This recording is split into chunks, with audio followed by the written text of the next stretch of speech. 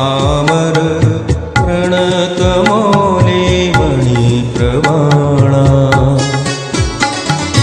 मुद्योतकं दलितपाप तमोवितानम्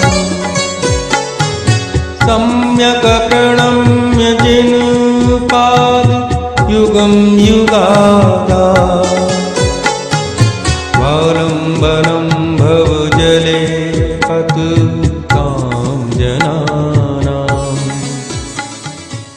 भगवान आदिनाथ के चरण युगल में जब देवगण भक्ति पूर्वक नमस्कार करते हैं, तब उनके मुकुट में जड़ित मणियां प्रभु के चरणों की दिव्य कांति से और अधिक दैदीप्यमान हो जाती हैं। भगवान के चरणों का स्पर्श ही प्राणियों के पापों का नाश करने वाला है तथा जो उन चरण युगल का सहारा लेते हैं वे संसार समुद्र से पार हो जाते हैं। इस युग के प्रारंभ में धर्म का प्रवर्तन करने वाले प्रथम तीर्थंकर श्री आदिनाथ के चरण युगल में विधिवत प्रणाम करके संस्तुतः सकल वाङ्मय तत्त्वबोधा उद्भूत बुद्धि अटुभिः सुरलोकनाथैः स्तोत्रैर्जगदतितय चित्त हरैरुदारैः स्तोष्ये किलाहमपि तं प्रथमं जिनेन्द्रम्। संपूर्ण शास्त्रों का ज्ञान प्राप्त करने से जिनकी वाणी अत्यंत प्रखर हो गई है, ऐसे देवेंद्रों ने तीनों लोकों के प्राणियों के चित्त को आनंदित करने वाले सुंदर स्तोत्रों के द्वारा प्रभु आदिनाथ की स्तुति की है। उन प्रथम जिनेंद्र देव की मैं भी स्तुति करूंगा। बुद्ध्या विनापि विबुधार्चित पादपीठ स्तोतुं समुद्यत मतिर्विगत त्रपोऽहम् बालं विहाय जलसंस्थितमिन्दुबिम्ब मन्यः क इच्छति जनः सहसा ग्रहीतुम्। हे देवों के द्वारा पूजित जिनेश्वर, जिस प्रकार जल में प्रतिबिंबित चंद्र बिंब को पकड़ना असंभव होते हुए भी न समझ बालक उसे पकड़ने का प्रयास करता है, उसी प्रकार मैं भी अत्यंत अल्प बुद्धि होते हुए भी आप जैसे महामहिम की स्तुति करने का प्रयास कर रहा हूँ। क्या ये मेरी धृष्टता नहीं है? आपकी स्तुति के लिए मेरी तत्परता ठीक बालक प्रवृत्ति की तरह ही है, अर्थात मात्र बाल चेष्टा है। वक्तुं गुणान् गुण समुद्र शशांक कांतान् हस्ते क्षमः सुर गुरु प्रीतिमोऽपि बुद्ध्या कल्पान्त काल पवनोद्धत नक्र चक्रम् को वा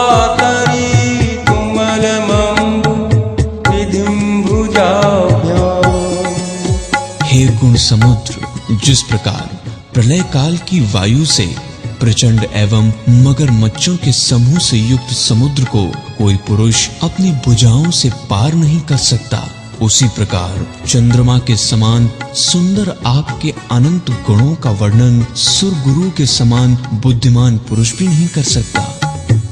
सोहम तथापि तव भक्ति वशान् मुनीश्वर कर्तुं स्तवं विगत शक्तिरपि प्रवृत्तः प्रीत्यात्मवीर्यमविचार्य रगीम्रहेन्द्रम् नाभ्येति किं निज शिशो परिपालनार्थम्। हे मुनिजनों के आराध्य देव, यद्यपि आपके अनंत गुणों का वर्णन करने की शक्ति मुझ में नहीं है, फिर भी आपकी भक्ति के वशीभूत हुआ मैं स्तुति करने के लिए तत्पर हो रहा हूँ। सभी जानते हैं कि हिरणी कितनी ही शक्ति रहित क्यों ना हो, किंतु अपने बच्चे की रक्षा के लिए वात्सल्य भाव के वशीभूत आक्रमण करते हुए सिंह का मुकाबला करने के लिए डट जाती है। उसी प्रकार मैं भी भक्तिवश अपनी शक्ति का विचार किए बिना स्तुति करने के लिए तत्पर हो रहा हूँ। हिरणी अपनी शक्ति को शिशु वात्सल्य के कारण भूल जाती है और मैं अपनी शक्ति को भक्ति के कारण भूल रहा हूँ। अल्पश्रुतं श्रुतवतां परिहासधाम त्वद्भक्तिरेव मुकुरी कुरुते बलान्मा यत्कोकिलः किलमधौ मधुरं विरौति कच्चाम्रचारुकलिका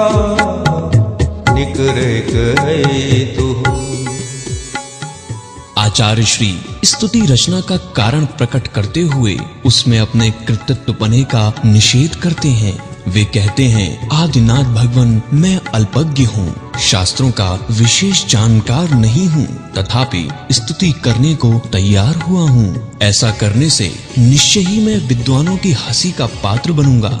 मुझ में आपके गुणगान करने की शक्ति नहीं है, परंतु भक्ति अवश्य ही बलवती है जो मुझे जबरन स्तुति करने के लिए वाचाल कर रही है, विवश कर रही है। जैसे कि कोयल में यदि स्वतः बोलने की शक्ति होती तो वो बसंत ऋतु के अतिरिक्त अन्य ऋतुओं में भी बोलती हुई सुनाई देती, परंतु वो तो तभी मीठी बोलती है जबकि बसंत ऋतु में आम वृक्षों की मंजरियां लहलहा उठती हैं, अर्थात आमों के बौर ही उसके बोलने के प्रेरणा केंद्र हैं। उसी भांति आपकी गुण मंजरी ही एकमात्र मुझ अल्पज्ञ की स्तुति का प्रेरणा केंद्र बनी हुई है।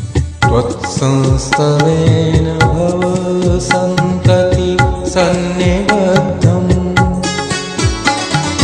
पापं क्षणाक्षयमुपैति शरीरभाजाम् आक्रान्तलोकमलिनीलमशेषमाशु सूर्यांशभिन्नमिव शार्वर्मन्धकारम्।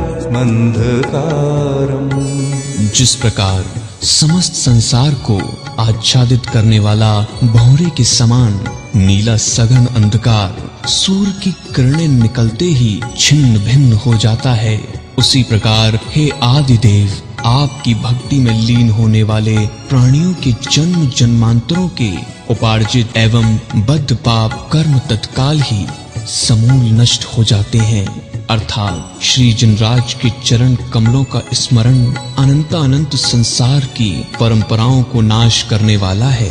अर्थात भगवान आप मुझे भी अपनी शरण में ले लो। मत्वेति नाथ तव संस्तवनं मयेद मारभ्यते तनुधियापि तव प्रभावा चेतो हरिष्यति सतां नलिनीदलेषु मुक्ताफलद्युतिमुपैति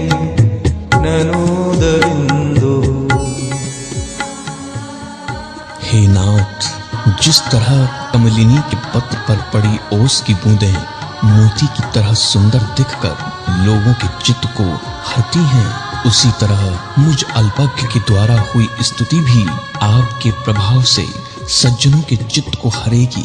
ओस की बूंद का भी भला कोई मोल होता है, परंतु वही बूंद जब कमलिनी के पत्र पर पड़ जाती है तब स्वभावतः ही मोती का रूप धारण करके दर्शकों का मन मोहती है। आखिर उस बूंद को मोती की आभा देने में किसका हाथ है? कमलिनी के पत्ते का ही। क्या ये स्वाभाविक नहीं है?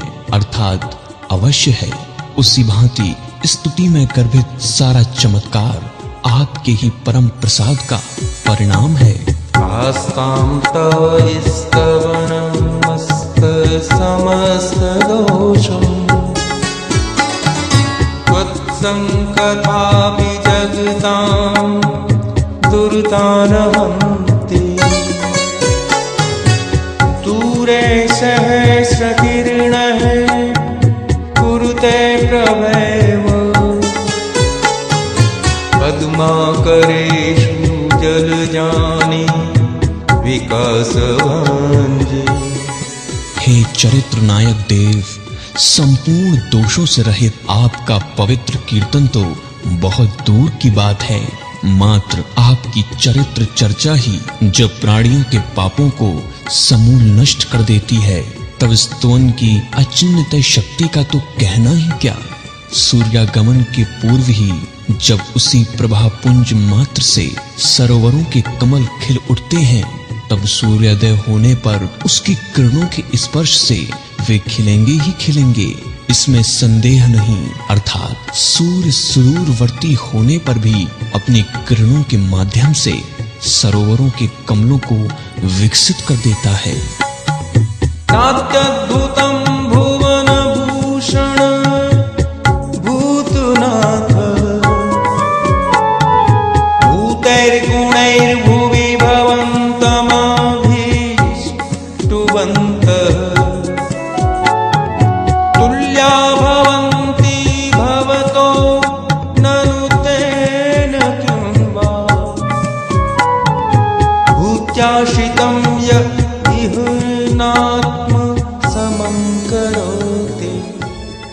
हे त्रिलोक तिलक जगन्नाथ, विद्यमान विपुल एवं वास्तविक गुणों के द्वारा आपकी स्तुति करने वाले भव्य पुरुष निसंदेह आपकी ही तुल्य प्रभुता को प्राप्त कर लेते हैं। इसमें आश्चर्य करने योग्य कुछ भी नहीं है, क्योंकि जो विश्व के वैभव संपन्न श्रीमान हैं, यदि वे अपने आश्रित सेवकों को अपने जैसा ही समृद्धशाली नहीं बना लेते हैं, तो उनके धनिक होने से लाभ ही क्या है।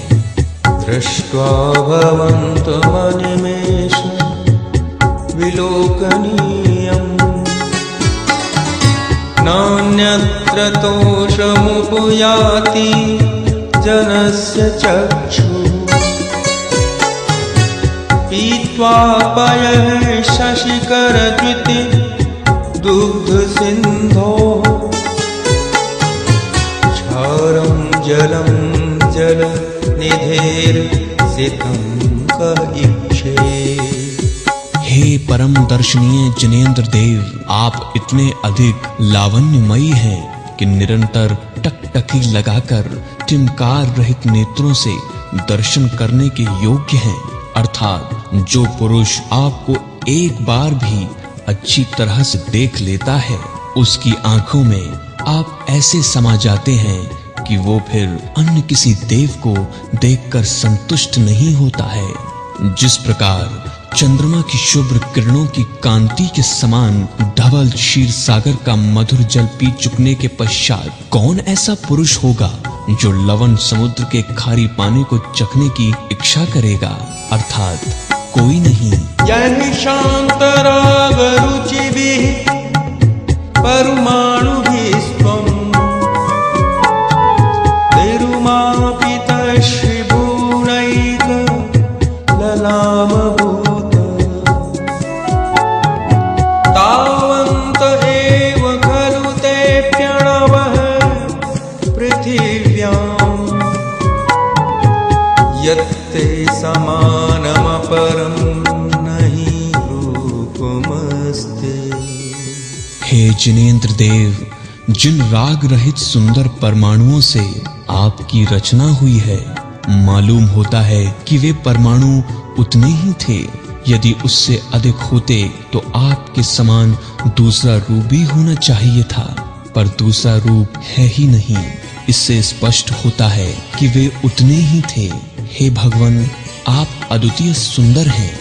भगवान की देह शुभ, शांत और सुंदर परमाणुओं से निर्मित हुई है, क्योंकि धरती पर जितने भी शांत, शुभ और सुंदर परमाणु थे, वे सब जिनेंद्र भगवान की देह में समाहित हो गए हैं। इस कथन से आचार्य मानतुंग जी कहना चाह रहे हैं कि वीतराग अहंत भगवान धरती पर अद्वितीय अनुपम सुंदर हैं।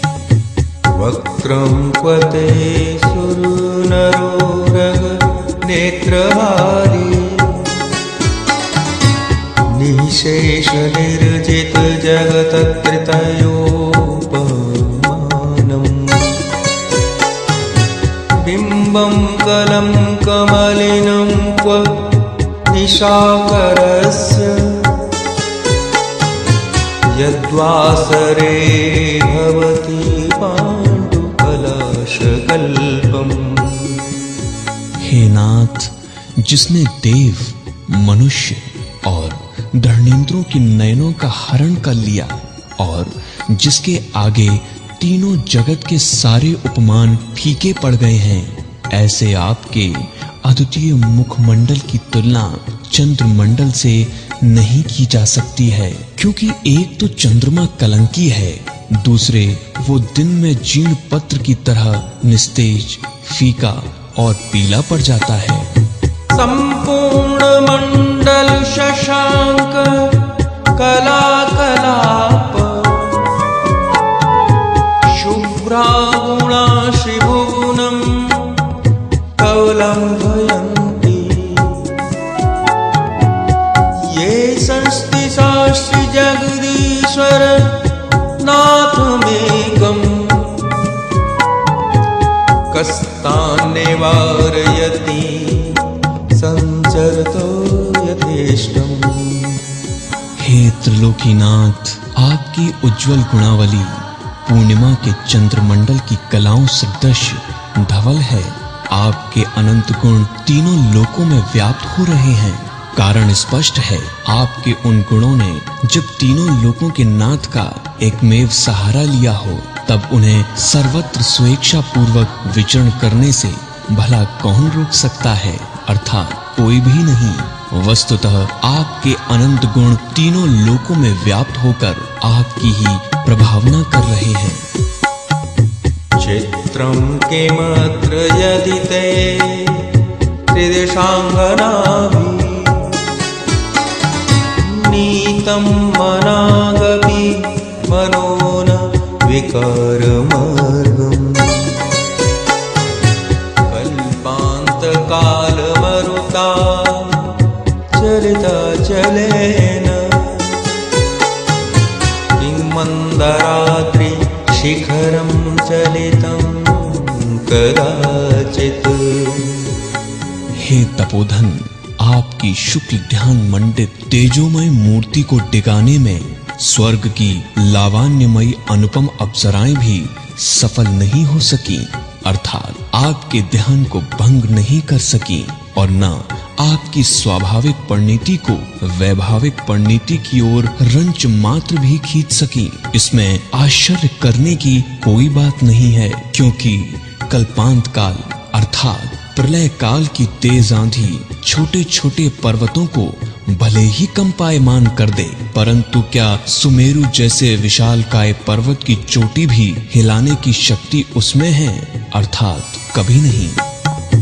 निर्धूम वरितिरपवर्जित तैलपूरः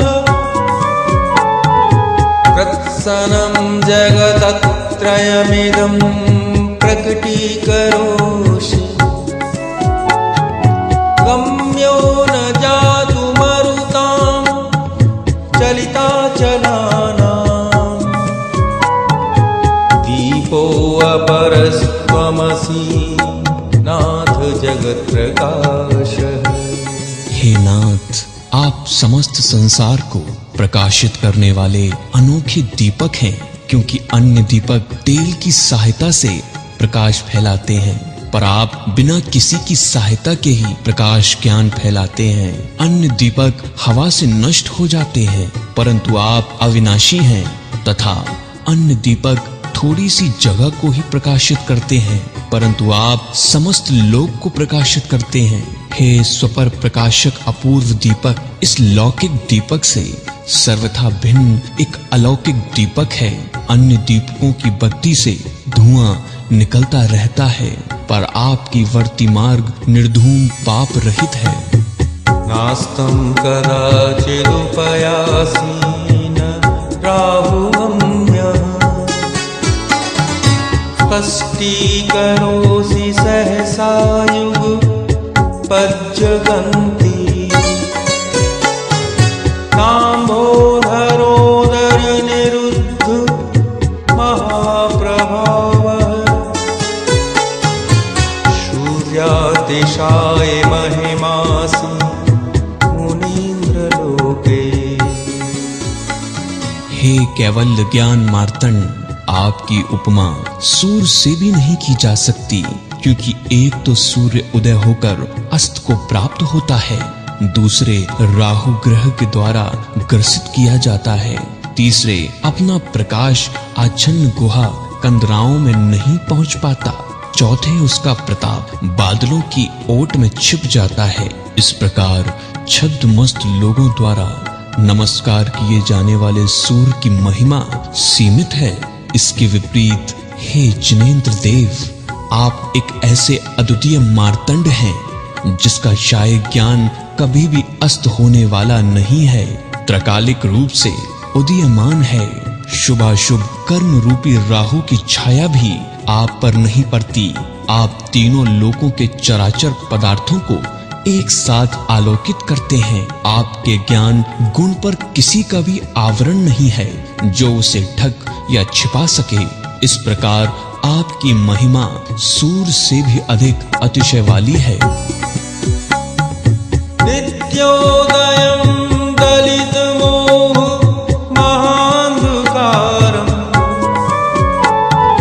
गम्यं न राहुवदनस्य न वारिदानां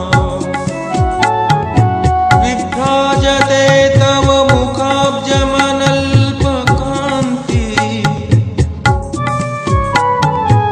विद्योतयज्जगदपूर्व शशांक बिंबम। हे भगवन, आपका मुख कमल अपूर्व चंद्रमा है, क्योंकि ये चंद्रमा तो दिन में अस्त हो जाता है, पर आपका मुख चंद्र हमेशा ही उदित रहता है। चंद्रमा सिर्फ अंधकार को नष्ट करता है, पर आपका मुख चंद्र मोह रूपी अंधकार को भी नष्ट कर देता है। चंद्रमा राहु के द्वारा ग्रसा जाता है, और आपके मुख चंद्र को राहु नहीं ग्रस सकता। चंद्रमा को बादल में छिपा लेते हैं, पर आपके मुख चंद्र को बादल में नहीं छुपा सकते। चंद्रमा की कांति हमेशा बढ़ती रहती है, और चंद्रमा सिर्फ मध्य लोक को प्रकाशित करता है, पर आपका मुख चंद्र तीनों लोकों को प्रकाशित करता है। किं शर्वरीषु शशिनानि विवस्वता वा युष्मन्मन्मुखेन्द्रदलितेषु कमः सुनाथ निष्पन्नशालिवनशालिन जीवलोके कार्यं कियज्जलधरैर्जलभारनम्रै।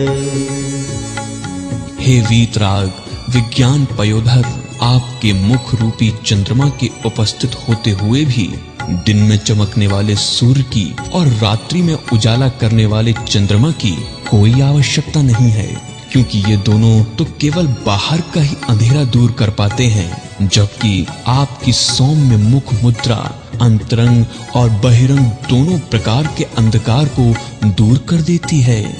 जिस प्रकार धान की फसल पक जाने पर पानी का बरसना निरर्थक है, उसी प्रकार इनका अस्तित्व भी आपके अस्तित्व के आगे नग्न है।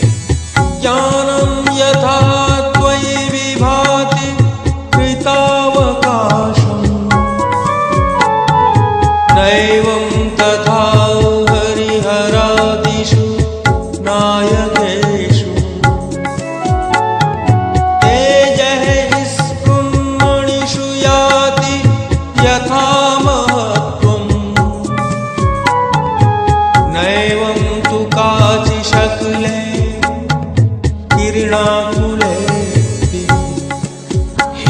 तेजो पुंज लोक आलोक में जानने वाले निर्मल ज्ञान जिस तरह आप में शोभा को प्राप्त होता है उस तरह अन्य देवों में नहीं होता। स्वपर प्रकाशक अखंड शाही ज्ञान की निर्मल ज्योति जिस प्रकार आप में सुशोभित होती है वैसी अन्य लौकिक देवों में नहीं है। सच यही तो है कि महारत्नों में जैसा तेज होता है वैसा कांच के टुकड़ों में कदापि नहीं होता। अर्थात कांच का टुकड़ा सूर्य की तेज किरणों को ग्रहण करने पर भी वैसी चकाचौंध उत्पन्न नहीं कर सकता जैसा कि सामान्य रूप से रखे हुए मणि मुक्तादि करते हैं। मन्येवरं हरिहरादय एव दृष्टा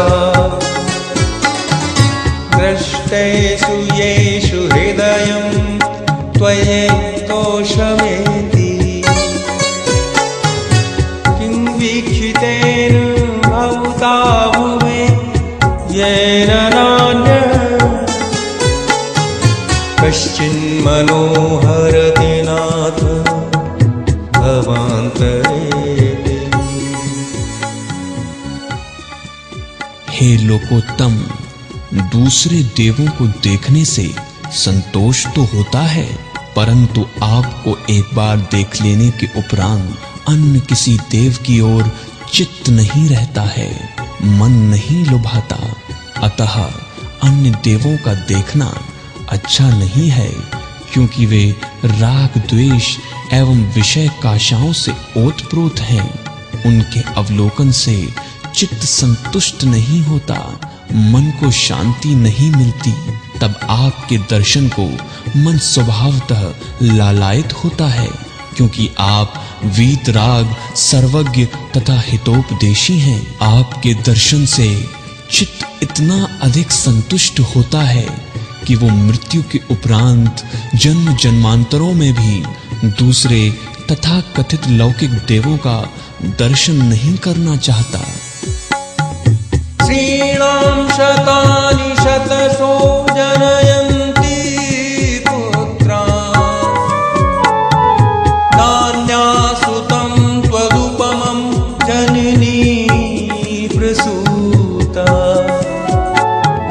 सर्वादिशो दधति भानि सहस्ररश्मिं प्राच्येव जनयति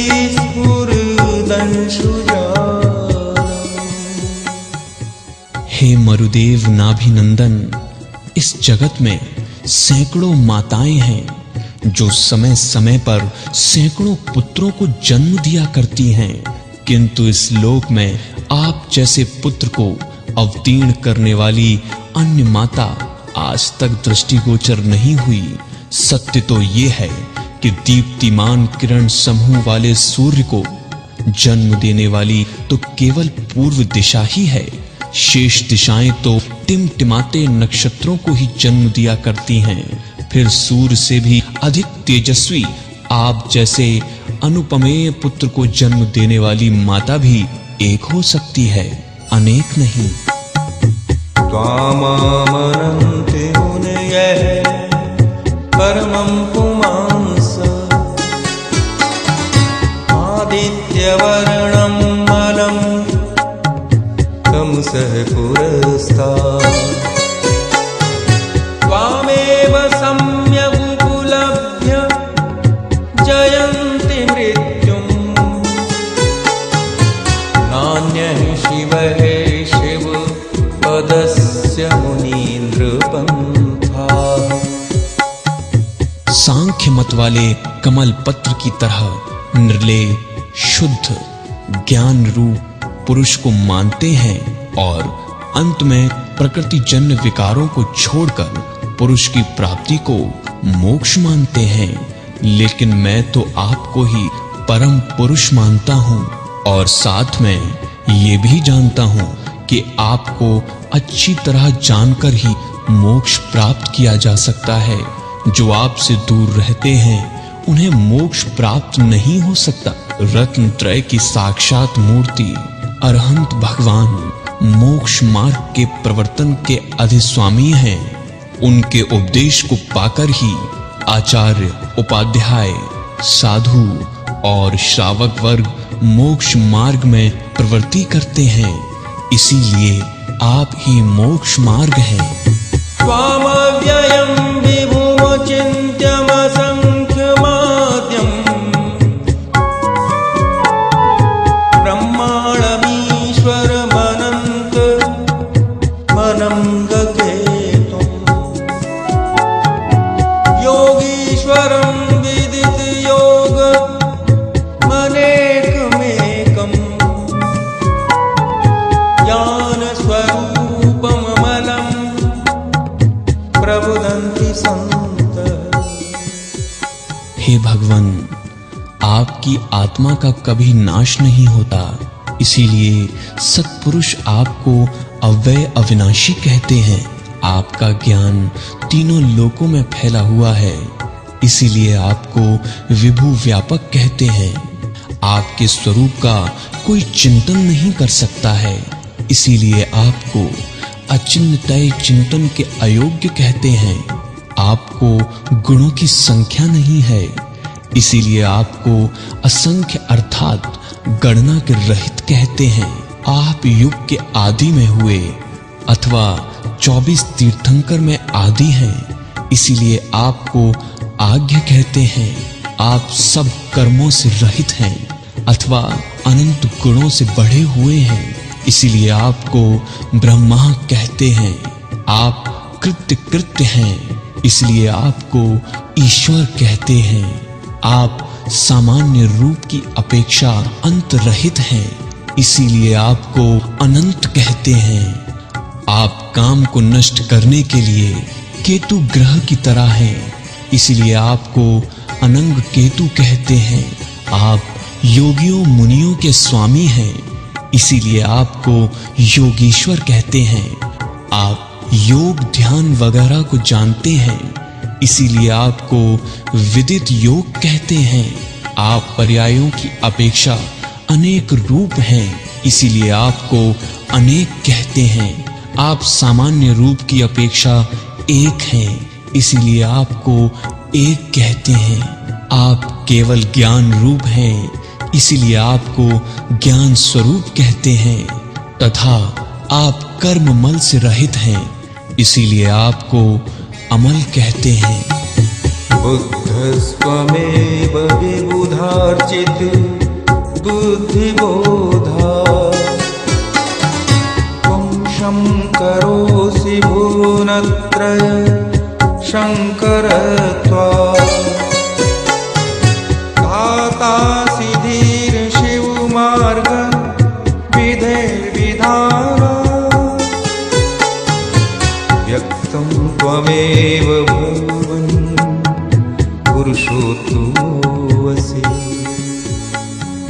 भावार्थ संसार में बुद्ध, शंकर, ब्रह्मा और नारायण नाम से प्रसिद्ध अन्य देव हैं। अर्थात हे भगवान, केवल ज्ञान सहित होने के कारण आप ही सच्चे बुद्ध हैं। तीनों लोकों की सुख या शांति के करने से आप ही सच्चे शंकर हैं।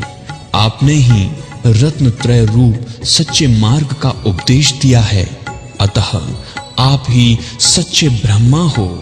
इसी तरह पुरुषोत्तम कृष्ण नारायण भी तुम ही हो, क्योंकि आप सब पुरुषों में उत्तम श्रेष्ठ हो।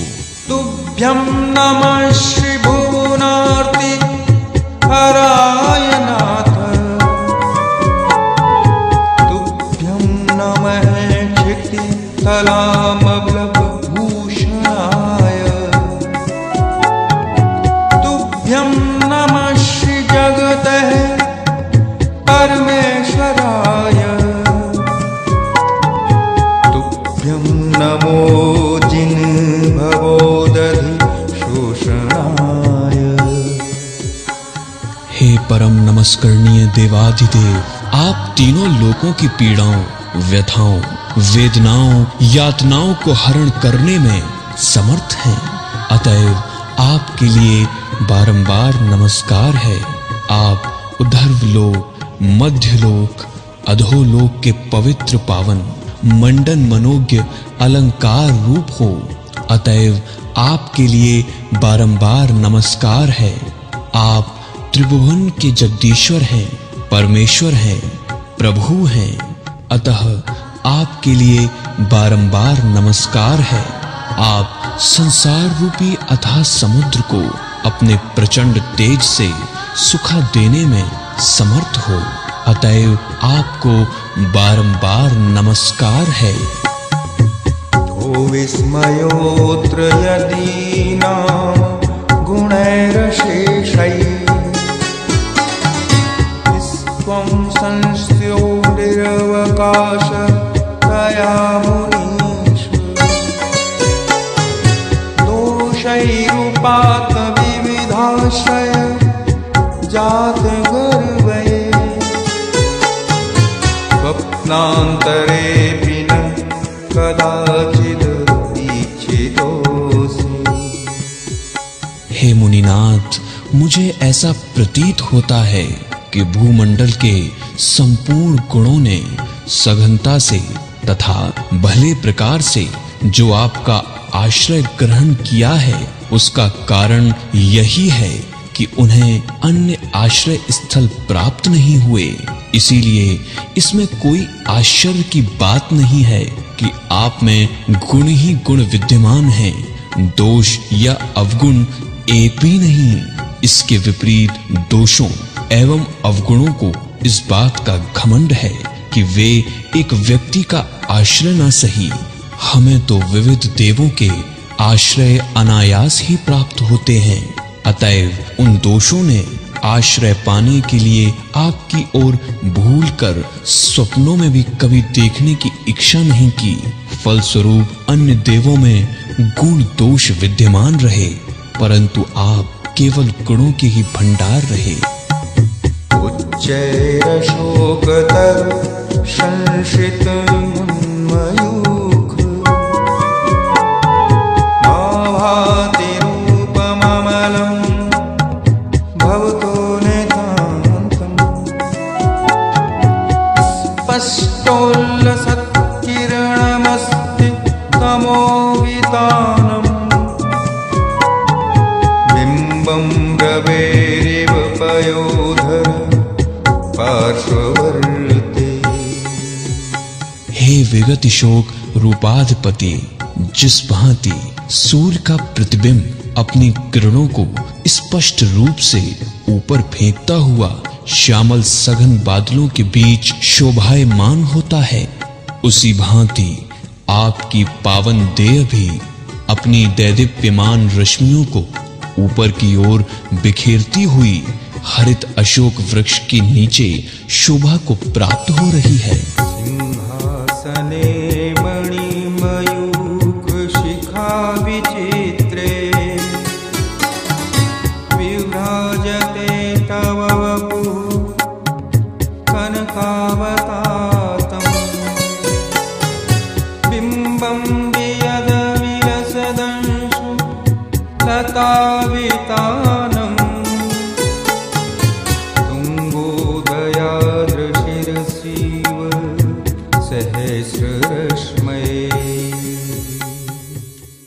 हे सिंह पीठ आसीन प्रभु, गगनचुंबी उदयाचल पर्वत की चोटी पर उगता हुआ सूर्य अपनी हजार हजार किरण रूपी लताओं का मंडप चंदोबा बनाता हुआ जिस प्रकार अत्यंत शोभायमान होता है, उसी प्रकार आपकी कंचन काया भी उस रत्न जड़ित सिंहासन पर अत्यधिक शालीनता से दीप्तिवंत हो रही है, जो जड़े हुए मणियों की किरणों के अग्रभाग से उत्पन्न विविध रंगों से चित्र विचित्र है।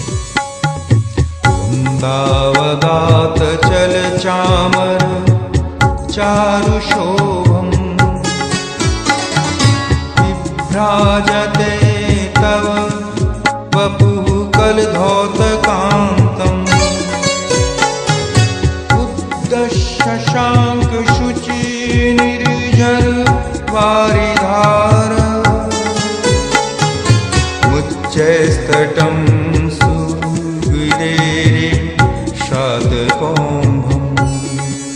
हे शुभ्रकांत चमराधिपते, शंवशरण में यक्षेंद्रों द्वारा जब एक साथ 64 चमर आपके ऊपर आजू बाजू से डोरे जाते हैं, तब उनकी श्वेत शुभ्र धवल उज्जवल क्रांति से आपके सौम्य सुंदर शरीर की शोभा और अधिक बढ़ जाती है। स्वर्णिम कांति वाली आपकी दिव्य देह उन कुंद पुष्पों के समान धवल और चलायमान चवरों के बीच में वैसी ही सुंदर प्रतीत होती है जैसे कि कनकाचल पर्वत की उन्नत तट पर गिरता हुआ जल प्रपात। उस जल प्रपात की धवल धारा उदीयमान चंद्रमा की कांति के समान ही शुभ्र है। छत्रत्रयं तव विभाति शशांककांत, उच्चै स्थितं स्थगति भानुकर प्रतापम्, मुक्ताफल प्रकर जाल विवृद्ध शोभम्, प्रख्यापयत् त्रिजगतः परमेश्वरत्वम्। हे छत्र त्रयाधिपते, आपके शीर्ष पर 3 छत्र क्रमशः एक के ऊपर एक छोटे बड़े लटके हुए शोभा दे रहे हैं। इनकी कांति चंद्रमा के समान सुंदर है। छत्र त्रयों के चारों ओर जो मणि मुक्ता में झालरें बुनी हुई हैं, उनसे उनकी शोभा और अधिक बढ़ गई है। वे तीनों छत्र सूर्य की प्रखर किरणों से उत्पन्न आतप को रोकते हुए मानो इस तथ्य की प्रसिद्धि कर रहे हैं कि आप तीनों लोकों के परमेश्वर हैं। इस श्लोक में चौथे छत्र प्रातिहार्य का वर्णन है। गंभीर ताररव पूरित दिग्विभाग, त्रैलोक्यलोक शुभ संगम भूति दक्ष, सद्धर्मराज जय घोषण घोष कहसन, हे दुन्दुभे ध्वनति ते यशः प्रवादी। हे दुन्दुभि स्ववन, अपने गंभीर स्पष्ट और मधुर निनाद से जिसने समस्त दिग्मंडल के वातावरण को गुंजायमान कर दिया है तथा जिसकी ध्वनि को सुनने के लिए तीनों लोकों के प्राणी एकत्र हो रहे हैं, ऐसा सत्समागम कराने वाला नगाड़ा आकाश में उच्च स्वर से बज रहा है, मानो वो इस तथ्य की घोषणा करता हुआ यशोगान कर रहा है कि समीचीन जैन धर्म की जय हो और उसके प्रवर्तक तीर्थंकर देवों की जय जयकार हो। ये देव दुन्दुभि नामक 5वां प्रातिहार्य है। मंदार सुंदर नमेरु सुपारिजात, संतानकादि कुसुमोत्कर वृष्टिरुद्धा, गंधोदबिंदु शुभ मंद मरुत्रिपाता, दिव्यादिवः पतति देवचसां ततिर्वा। हे समुनेश्वर अमृत पार्षण, सुगंधित जल की बूंदों के साथ धुली हुई जो शीतल सुरभित मंद समीर है, उसके झोंकों से स्वर्गीय सुमनों की वर्षा ऐसी प्रतीत हो रही है मानो आपकी वचनावली ही पंक्तिबद्ध होकर धरती पर फैल रही हो।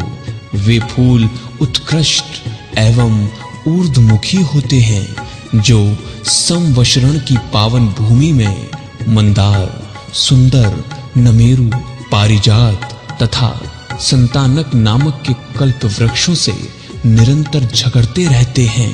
ये पुष्प वृष्टि नामक 6वां प्रातिहार्य है।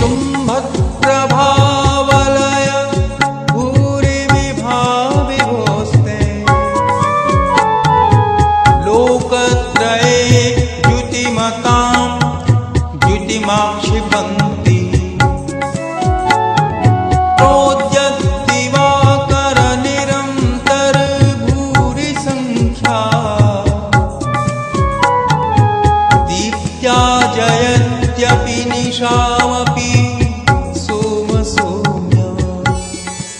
प्रभु, आपकी दिव्य देह से निःसृत रश्मियों से जो अत्यंत शोभनीक प्रभा मंडल बनता है, वही दैदीप्यमान कांति का गोलाकार मंडल भाम मंडल कहलाता है।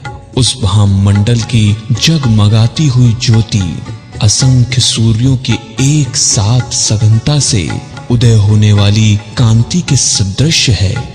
तीनों लोकों में जितने भी चमकीले दैदीप्यमान पदार्थ हैं, उन सब की आभा को वे तिरस्कृत करती है तथा चंद्रमा के समान सौम्य शांत स्निग्ध शीतल होने पर भी अपनी प्रभा से रात्रि को भी जीतती है। ये भाम मंडल नामक 7वां प्रातिहार्य है। मार्ग विमार्गणेष्टः धर्म तत्व कथुनैक कटुस्त्रिलोक्या दिव्यः ध्वनिर्भवति ते विशुद्धार्थ सर्व भाषा स्वभाव परिणाम गुणै प्रयोज्य।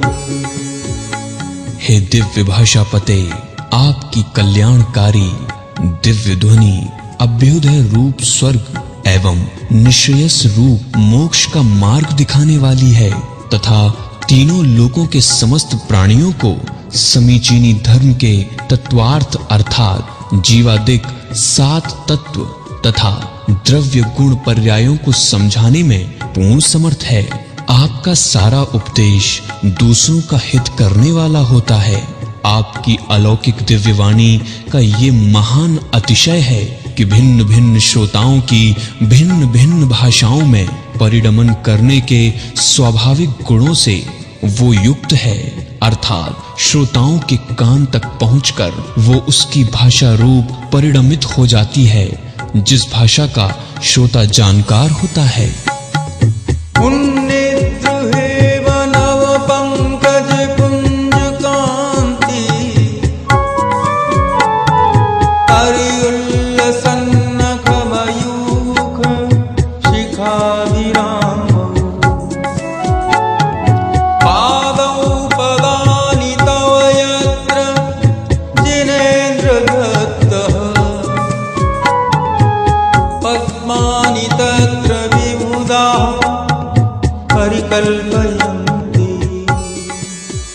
हे चरणाम्बुज, आपके पावन चरण युगल खिले हुए नूतन स्वर्ण सरोजों के समान कांतिमान हैं। उनके नखों से चतुर्दिक चमचमाती किरणें बिखर रही हैं। धर्मोपदेश के लिए विहार करते समय आपके द्वारा ज्यों-ज्यों जहां-जहां आर्य क्षेत्र की पृथ्वी पर पग रखे जाते हैं, त्यों-त्यों तहां-तहां देवगण स्वर्ण कमलों की रचना करते जाते हैं। प्रातिहार्यों की श्रृंखला में देवगण कमल सृष्टि नामक अंतिम प्रातिहार्य का वर्णन इस श्लोक में किया गया है। इत्थं यथा तव विभूतिर्भुजिनेन्द्र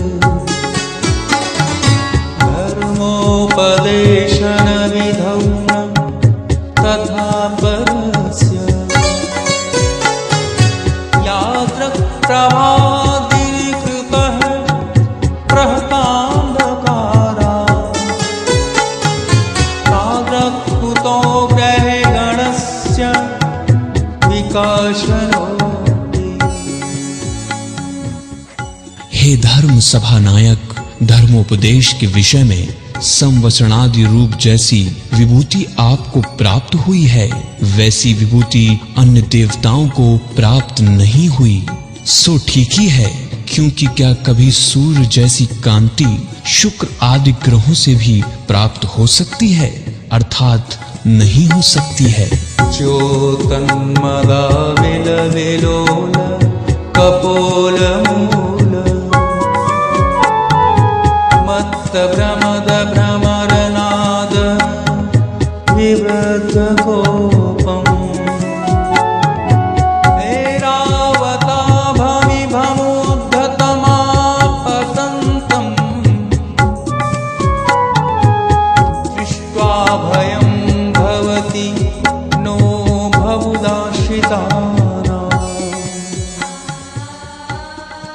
हे अभयंकर, साक्षात ऐरावत के समान भीमकाय कोई विकराल और निरंकुश हाथी क्रोध से मतवाला हो गया है, क्योंकि जब उसके कपोलों से झड़ते हुए गंधयुक्त द्रव्य पर मडराते हुए भौरे गुनगुन करके कोलाहल कर रहे हैं, ऐसा बिगड़ता हुआ हाथी भी जब आपके शरणागत के सन्मुख आता है तो वो आस्थावान भक्त उससे कंचित भी भयभीत नहीं होता।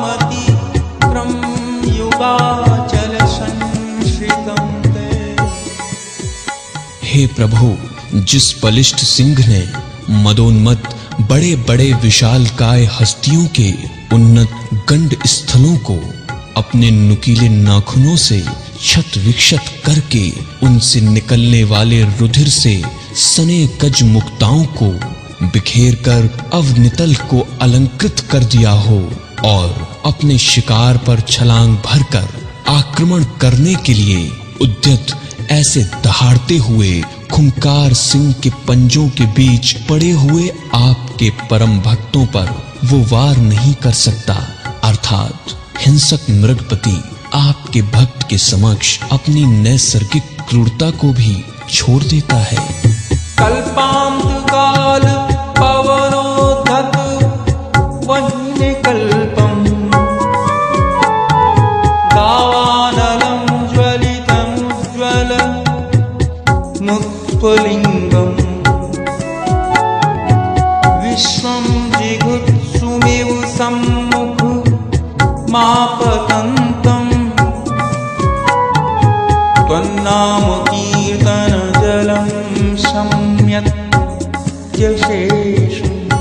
हे अग्रिजन, सामान्य की बात तो दूर, जंगल में लगी हुई वो प्रचंड आग भी जो कि प्रलयकालीन तीव्र हवा के झकोरों से धधक रही हो, जिसमें से चारों ओर चिंगारियां उड़ उड़ कर फैल रही हो तथा जो समस्त भूमंडल को निगलकर भस्मसात करती हुई सी प्रतीत हो रही हो, वो भी आपके पवित्र नाम स्मरण रूपी जल से सर्वथा बुझ जाती है, शांत हो जाती है। प्रत्यक्षणं समद कोकिल कंठनीलम क्रोधोद्धतं फणमापतन्तम् आक्रामति क्रमयुगेण निरस्तशङ्कस् त्वन्नाम नागतम् हृदि यस्य पुंसः।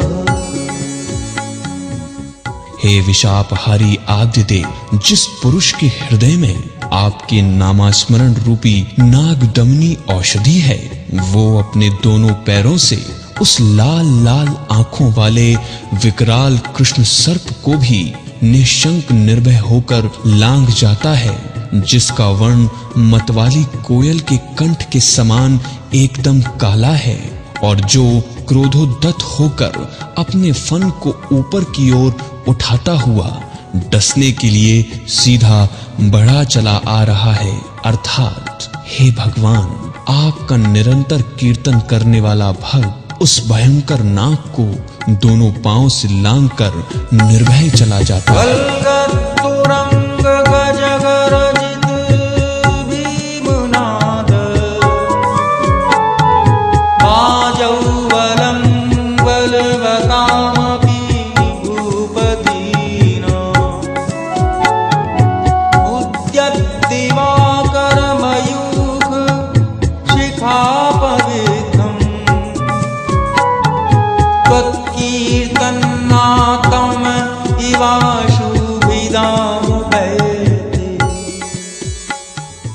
हे कर्मारि विजेता आदिश्वर, ऐसे भीषण रण क्षेत्र में जहां की घोड़े उछल उछल कर हिनहिना रहे हों, भीमकाय हस्ती भयंकर चिंगाड़ रहे हों, शत्रु पक्ष के राजाओं की फौज अत्यंत शक्तिशाली और अपराजेय हो, तो भी वो आपकी चरण कृपा से झटपट उसी प्रकार तितर बितर हो जाती है, अर्थात शीघ्र ही नष्ट हो जाती है, जिस प्रकार उदित होता हुआ सूर्य अपनी प्रखर किरणों की नोकों से अंधेरे को छिन्न भिन्न कर देता है। भिन्न गज शोणित वारिवाह वेगावतार तरुणाकुल योध भीमे युद्धे जयं विजित दुर्जय जय पक्षा त्वत्पाद पंकज वनाश्रयेणो लभन्ते। हे अनंत शक्तिमान, घनघोर भीषण संग्राम हो रहा हो, हाथियों को बरछी भाले की नोक से इतना अधिक छेदा भेदा जा रहा हो कि उनसे खून की नदियां पानी जैसी बह रही हों, उसके प्रवाह में योद्धा लोग बह रहे हों, उसे तैरकर पार करने के लिए वे उतावले हो रहे हों, शत्रु पक्ष इतना प्रबल हो कि उसे जीतना मुश्किल हो, तो भी हे भगवान, आपका वो भक्त योद्धा आपके मंजुल चरणों की छत्र छाया में होने के कारण बात ही बात में दुर्जय दुश्मन को परास्त कर देता है। अम्भोनिधौ क्षुभित भीषण नक्र चक्र पाठीन पीठ भय तोलवण गाढवाग्नौ रंग शिखर स्थित यान पात्रास त्रासं विहाय भवतः स्मरणाग्रजन्ति। हे तरण तारण तीर्थंकर, विकराल मगरों, घड़ियालों तथा पीठ जाति के भीमकाय मत्स्यों से युक्त भयंकर समुद्र में विलक्षण बड़वानल सुलग रहा हो, जिसके कारण उसमें विकट खलबली मची हुई हो, ऐसे डरावने सागर को भी जो आपका स्मरण करते हैं, वे मनुष्य बिना किसी कष्ट के आसानी से मजे से पार कर जाते हैं, भले ही उनके जहाज उछलती हुई तरंगों की छाती पर अतराते हुए डावाडोल हो रहे हों। उद्भूत भीषण जलोदर भारभूतना शोच्यां दशामुपगताश्च्युत जीविताशा त्वत्पाद पंकज रजोमृत दिग्देहा मर्त्या भवन्ति मकरध्वज तुल्यरूपा। हे भवरोग चिकित्सक, जिन मनुष्यों को अत्यंत भयंकर जलोदय रोग उत्पन्न हो गया हो, फलस्वरूप उसके भार से जिनकी कमर टेढ़ी पड़ गई हो, जो नितांत शोचनीय अवस्था को प्राप्त होकर जीने की आशा छोड़ चुके हों, वे यदि आपके चरण कमल की भभूत को अमृत मानकर शरीर पर लपेट लेते हैं, तो वे सचमुच ही कामदेव के समान रूपवान बन जाते हैं। आपाद कंठ मुरु शृंखल वेष्टितांगा गाढ़ं बृहन्निगड कोटि निघष्ट जंघा तन्नाम मंत्र मानिशं मनुजा स्मरन्तः सद्यः स्वयं विगत बंधु भया भवन्ति।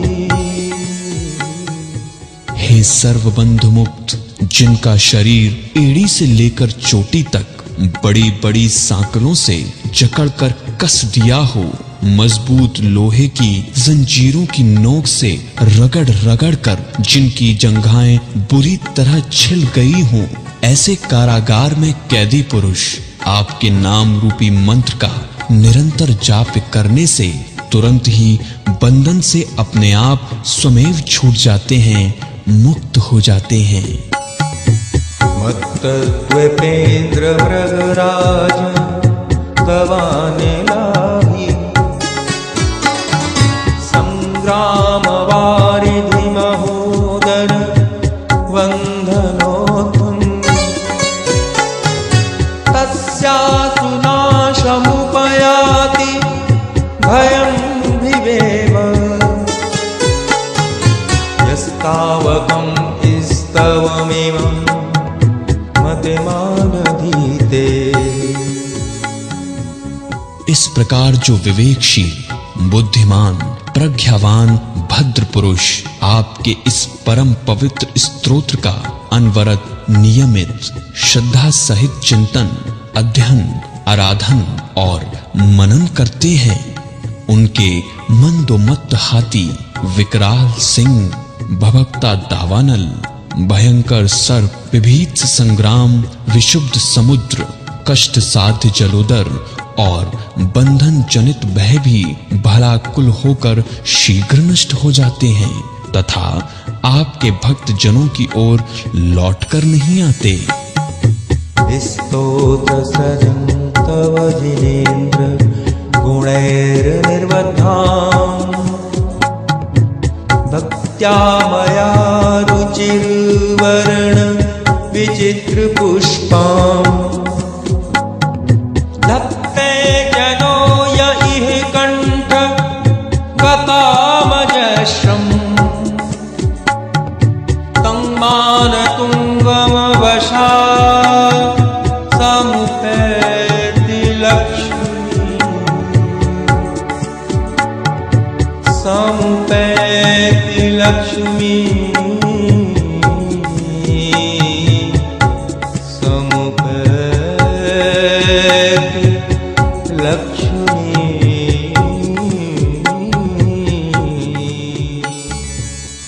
त्रिलोक के माल जैसे सुंदर नैनाभिराम रंग बिरंगे फूलों का हार कंठ में धारण करने से मनुष्य शोभायमान होता है, वैसे ही इस महाप्रभावशाली स्तोत्र रूपी माला को पहनने से, कंठस्थ करने से राज्य, स्वर्ग, संपदादि, अभ्युदय और मोक्ष रूपी लक्ष्मी आदि निश्रेयस की प्राप्ति स्वमेव ही हो जाती है।